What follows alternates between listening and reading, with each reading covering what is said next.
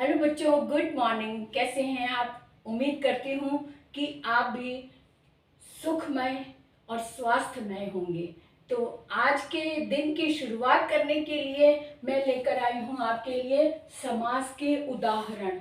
कल मैंने बताया था कि समास के उदाहरण मैं डिटेल में लेकर आऊँगी ताकि अच्छे से समझ में आ जाए कि हमने क्या सीखा है और कौन सा भेद किस पहचान के साथ हम याद करें। तो आज है समास के जितने भी भेद हैं उन सभी के उदाहरण मैं लेकर आई हूँ और उदाहरणों को हम बारीकी से सीखेंगे नियम के साथ साथ। ठीक है, तो चलो शुरू करते हैं आज की क्लास अरुणा कालिया के साथ। अरुणा कालिया की हिंदी व्याकरण धारा में आपका स्वागत है। पहला हमने लिया अव्ययीभाव समास के जो ये उदाहरण है, इधर से हम देख लेते हैं। प्रत्येक, आजीवन, पुनर्जीवन, साफ साफ, दिनचर्या, दिनों दिन, हाथों हाथ, यथाशक्ति, भरपूर, निसंदेह।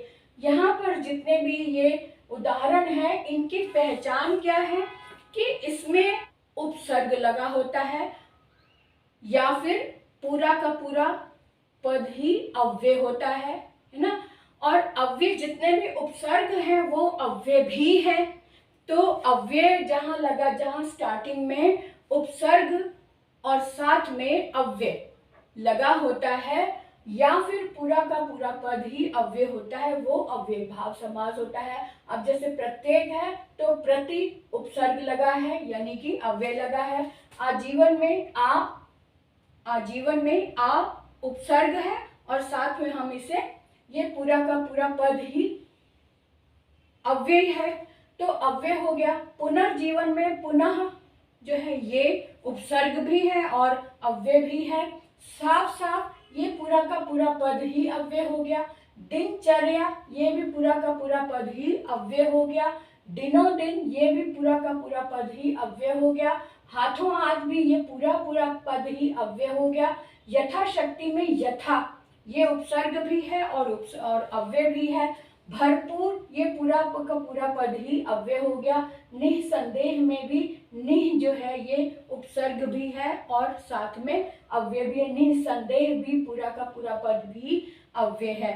तो इस तरह से ये अव्ययीभाव समास के जो उदाहरण है वो आपने अच्छे से देखे कि किस तरह से हम इन्हें पहचानेंगे कि ये पूरा पद ही अव्यय होता है और साथ में इसमें स्टार्टिंग में शुरुआत में उपसर्ग लगा होता है। अब आगे देखते हैं कि तत्पुरुष समास में क्या भिन्नता है और साथ में इसकी पहचान क्या है। हमने सीखा था कि तत्पुरुष समास में कारक लगे होते हैं, कारकों के चिन्ह लगे होते हैं। कारकों के चिन्ह के कारण हम समझ लेते हैं जब हम इनका विग्रह करते हैं, है ना। तो जब हम विग्रह करते हैं तब कारकों के चिन्ह के अनुसार हम इसके पहचानते हैं। तो पहला हमने लिया सत्याग्रह।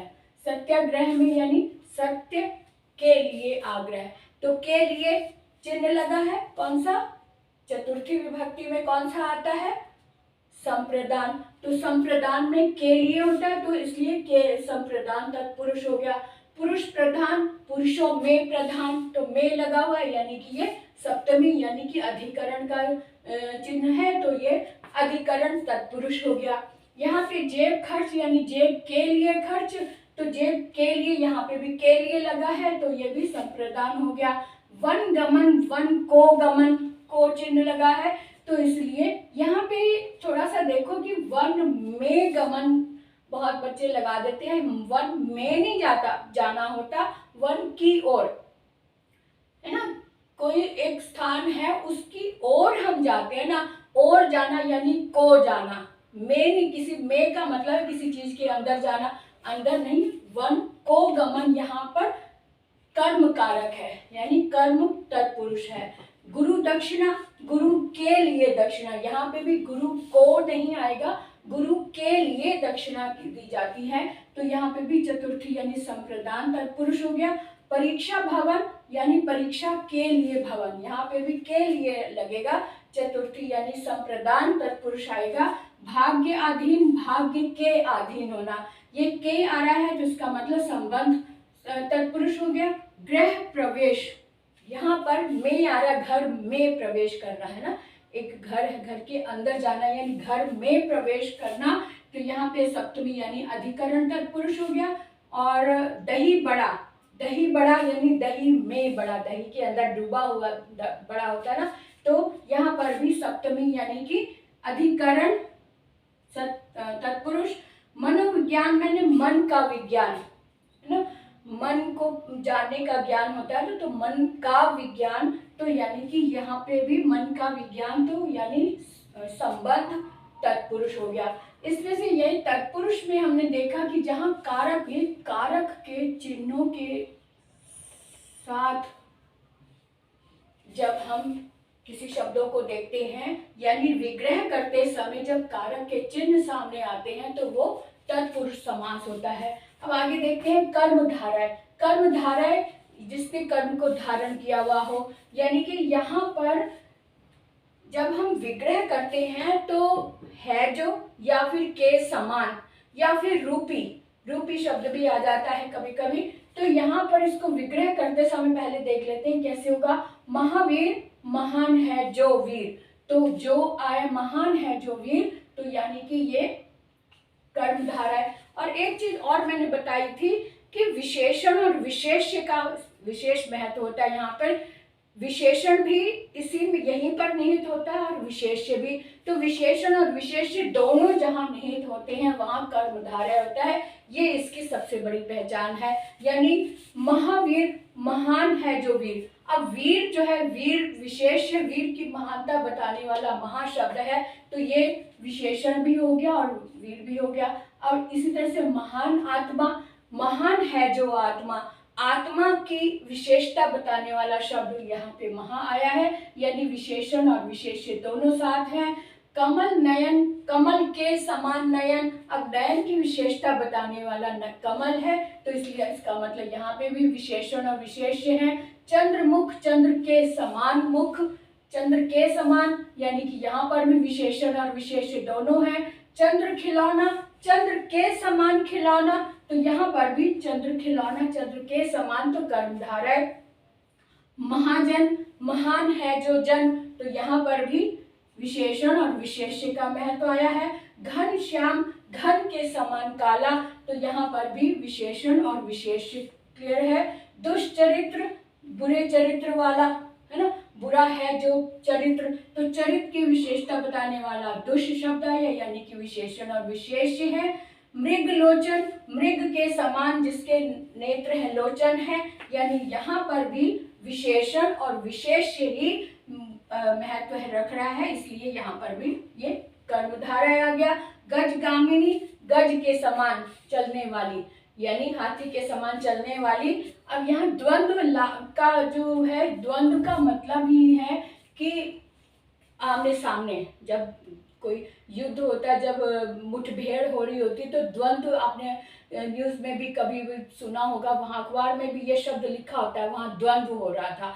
द्वंद्व का मतलब दो जनों के बीच या दो गुटों के बीच या दो दल है या फिर दो टीम है, खेल का मैदान है, हर चीज में दो जब आमने सामने होते हैं, उनके बीच में जब मुकाबला या प्रतिस्पर्धा या फिर आमने सामने होते हैं या सहायक होते हैं, तो दो व्यक्ति होते हैं और दोनों व्यक्ति विलोम होते हैं, एक दूसरे के विलोम, यानी आमने सामने होते हैं। इसकी सबसे बड़ी पहचान ये है द्वंद्व की कि इसमें जो भी शब्द यूज हो रहे हैं वो एक दूसरे के विलोम भी हो सकते हैं और एक दूसरे के प्रति विरोधी भी हो सकते हैं, या फिर एक दूसरे के विलोम, यानी कि लाभ हानि, आपको पता चल गया होगा, लाभ हानि यानी विलोम भी है और आमने सामने भी है। चांद सूरज विलोम भी है, जय विजय, आजकल, और इनको जब हम विग्रह करते हैं तब या फिर और लगता है, तो यहाँ पर लाभ और हानि, चांद और सूरज,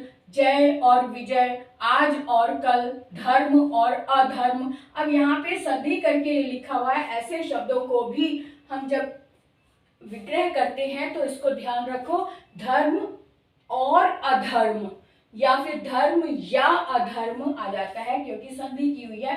कर्ण अर्जुन यानी कर्ण और अर्जुन, माता पिता, माता और पिता, सुख दुख, सुख और दुख या फिर सुख या दुख, पाप पुण्य, पाप या पुण्य, अपना पराया यानी कि अपना और पराया, अब इसी तरह से यहाँ पे और लगाया और साथ में ये सारे शब्द एक दूसरे के विलोम भी हैं या फिर और लगाकर इनकी पहचान लगाई गई। अब ये है द्विगु। द्विगु का मतलब है जिसमें गिनती वाले गुण हो।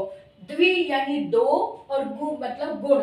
गिनती वाले गुण जहाँ होते हैं वहां पर द्विगु समास होता है। और साथ में यहाँ पर भी विशेषण और विशेष्य का महत्व होता है। विशेषण यानी कि यहाँ पे संख्यावाची विशेषण होता है। यहाँ पर संख्यावाची विशेषण होता है। ठीक है, विशेषण होता है लेकिन संख्यावाची विशेषण होता है, यानी कि इसका पहला पद गिनती वाला होता है जिससे हम फौरन पहचान लेते हैं कि ये द्विगु गुण है। या यहाँ पे चौराहा, चतुर्भुज, चार राहों का समूह, इसको विग्रह करते समय समूह या समाहार शब्द आता है। चार राहों का समूह, चार भुजाओं का समूह, चार राहों का दोबारा आ गया, सत सही 700 दोहों का समूह, शताब्दी 100 वर्षों का एक समूह हो गया, त्रिकोण 3 कोणों का समूह, दो पहर जो सुबह शाम दोपहर, तो ये दोपहर यानी दूसरा पहर या फिर दोपहर का समूह, त्रिफला 3 फलों का समूह, सप्ताह 7 दिनों का समूह, सप्तऋषि 7 ऋषियों का समूह। इस तरह से द्विगु में सभी में गिनती वाले गुण आए हुए, गिनती वाले विशेषण आए हुए हैं, इसलिए इसको हमने द्विगु समास का नाम दिया। अब यहाँ पे आ जाते हैं बहुव्रीहि। बहुव्रीहि का मतलब है कि जहाँ पर पूरा का पूरा पद ही विशेषण होता है और इसका विशेष्य कहीं और होता है। ये विशेष्य की पहचान होती है। ये जो पूरा का पूरा पद ही विशेषण होता है, यानी कि इसका जो विशेष्य है वो कहीं और है, उसकी पहचान के ये पहचान है और पहचान के कारण हम विशेष्य को पहचान लेते हैं, समझ लेते हैं। तो यहाँ पर ये सारे के सारे जब हम विग्रह करते हैं तो सभी शब्दों का जो दल है वो विशेषण ही होते हैं। यानी चक्रपाणि जिसके हाथ में चक्र है, चक्र धारण करने वाला अर्थात भगवान विष्णु। महान, यहाँ पे महात्मा यहाँ पर भी आया था, यहाँ पे विग्रह के अनुसार हमने इसको नाम दिया। विग्रह अगर करें कि महान है जो आत्मा कहेंगे तो कर्मधारय हो गया। अगर हम कहें महान है आत्मा जिसकी, यानी कि महान व्यक्ति, तब ये बहुव्रीहि में आ जाएगा। वीणा पाणी, वीणा है जिसके हाथ में, यहाँ पर यानी कि ये सरस्वती देवी की पहचान आ रही है, तो इसलिए यहाँ पे बहुव्रीहि हो गया। ये सब जो है ये विशेष्य जो व्यक्ति है जो यहाँ पर मौजूद नहीं है, ये उसकी पहचान है। और ये वीणा है जिसके हाथ में यानी सरस्वती देवी, नीलाकंठ है जिसका अर्थात भगवान शिव, चतुर्भुज 4 भुजाएं हैं जिनकी अर्थात भगवान विष्णु। अब द्विगु में अगर चतुर्भुज आएगा तो वो संख्यावाची विशेषण के साथ आएगा, यानी 4 भुजाओं का समूह आ जाएगा। अगर हम इस तरह से इसका विग्रह करते हैं तो ये द्विगु में। अगर हम कहें कि 4 भुजाएं हैं जिसकी अर्थात भगवान विष्णु, तो ये बहुव्रीहि में आएगा। चंद्रशेखर, चंद्र धारण करने वाले जिसके सिर पर चंद्र है वो भगवान शिव हो गए। पीतांबर, पीला है अंबर जिनका अर्थात भगवान विष्णु। चक्रधर, चक्र धारण करता है जो अर्थात विष्णु। लंबोदर, लंबा उदर है जिसका अर्थात गणेश जी। श्वेतांबर, श्वेत अंबर है जिसका अर्थात देवी सरस्वती। तो इस तरह से ये पहचान है जिनके, और वो व्यक्ति वहां पर नहीं है, लेकिन पहचान के कारण हम समझते हैं कि ये किसके गुणगान में ये शब्द आए हैं।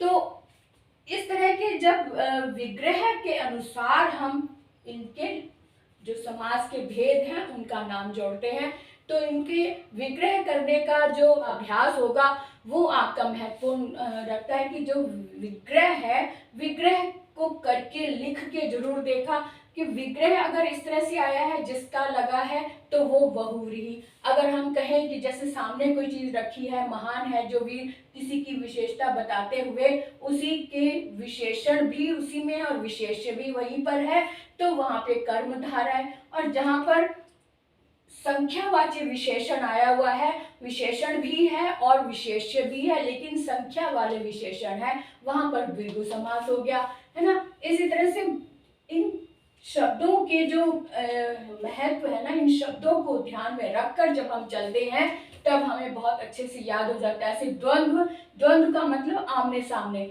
यहाँ पे भी बीच में योजक चिन्ह लगा हुआ है। योजक चिन्हों से भी आप समझ सकते हैं, लेकिन योजक चिन्ह हमेशा नहीं होते। जैसे आजकल में विजय, विजय, धर्म, अधर्म, कर्ण, अर्जुन, इनमें योजक चिन्ह नहीं लगे हुए, फिर भी यहाँ पर द्वंद्व समास है। द्वंद्व का मतलब है कि जैसे ये शब्द ही देख लो, शब्द का देख लो, ये जो है ये बीच में डैश है कि ये मैदान है, एक टीम यहाँ पे है और एक टीम यहाँ पे है। इसी तरह से द्व और द्व, द्व द्व जो है ये दोनों टीम है, समझो, एक ये टीम एक ये टीम। अब यहाँ पर भी ऐसे ये द्व समझ लो, ये द्व, तो दोनों का महत्व बराबर होता है। एक तो दोनों पद प्रधान होते हैं, इसमें कोई छोटा बड़ा नहीं होता। वहां पर का क्या होता है, द्वंद्व समास होता है। कि इनको समझना कैसे और इनकी पहचान को समझने के लिए उनका विग्रह करना जरूरी होता है। और समस्त पद, ये जितने भी शब्द लिखे हैं इन सबको हम समस्त पद बोलते हैं, और जब हम इसको तोड़ते हैं यानी कि विग्रह करते हैं तो वो विग्रह पद हो गया। तो ये भी आपको बहुत अच्छे से समझ में आना चाहिए। नेक्स्ट वीडियो में मैं समस्त पद और उनका विग्रह पद ये दोनों करके बताऊंगी, लिख के बताऊंगी कि विग्रह कैसे करें। ठीक है, देखते रहिए। हर वीडियो आपके लिए लाभकारी है, आपके लिए गुणकारी है, आपके लिए एक ऐसा क्लू छोड़ने वाली है जो आपके लिए जिंदगी भर वो याद रखने वाली, यानी इन क्लू के कारण आप कभी भी इन चीज़ों को भूलेंगे नहीं। तो इसलिए मैं बहुत बारीकी से चीज़ें समझाती हूँ कि कोई भी स्टेप छूट ना पाए, और ये तभी संभव होगा मेरी बात आप तक पहुँचने के लिए। इसको देखना बहुत ज़रूरी है, यानी हर स्टेप को बिना स्किप किए देखना बहुत ज़रूरी है। तो आप देखते रहिए। आज के वीडियो को यहीं विराम देते हैं, अगले वीडियो के लिए हम तैयारी में लग जाते हैं। तो आज के लिए जय श्री राम।